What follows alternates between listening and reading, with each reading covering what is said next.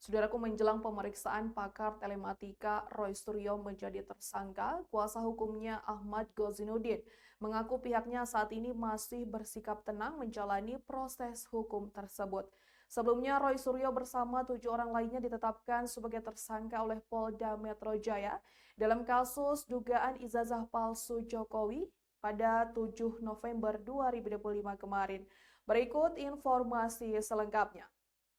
Saudaraku, menjelang pemeriksaan pakar telematika Roy Suryo sebagai tersangka, kuasa hukumnya Ahmad Gozzinuddin menyatakan bahwa pihaknya masih bersikap tenang menghadapi proses hukum tersebut.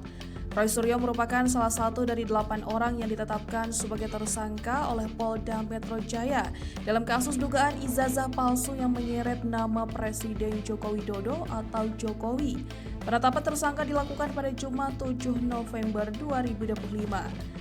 8 tersangka itu dibagi menjadi 2 klaster dengan sangkaan pasal yang berbeda. Klaster pertama terdiri dari Egy Sujana, Kurnia Tri Rohyani, M. Rizal Fadilah, Rustam Effendi, dan Damai Harilubis.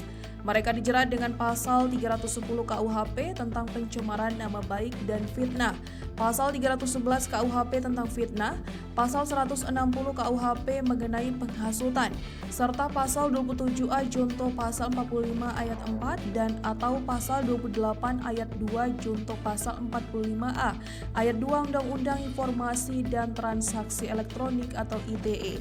Sementara itu, klaster kedua mencakup Roy Suryo, Rismon Sianipar, dan Tifauzia Tiasuma atau Dr. Tifa.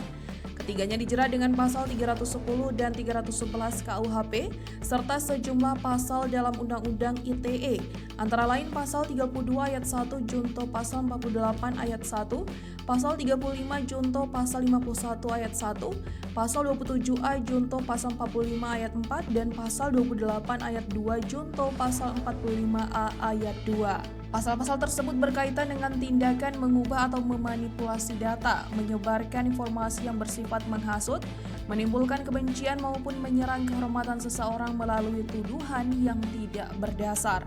Roy Suryo bersama Rismon Sianipar dan Tifauzia Tiasuma dijadwalkan menjalani pemeriksaan perdana dengan status tersangka pada Kamis 13 November 2025 pukul 10.00 waktu Indonesia Barat.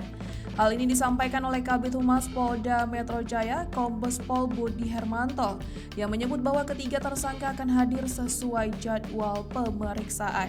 Ahmad Gozzinuddin memastikan kliennya akan memenuhi panggilan penyidik sebagai bentuk kepatuhan terhadap hukum. Namun ia menilai bahwa Polda Metro Jaya tidak menerapkan asas kesetaraan di hadapan hukum atau equality before the law dalam penanganan kasus ini. Ahmad menyoroti ketimpangan penegakan hukum dengan membandingkan kasus Roy Suryo dengan Sylvester Matutina, relawan Jokowi sekaligus Ketua Umum Relawan Solidaritas Merah Putih atau Solmed, serta mantan Ketua KPK Firly Bahuri.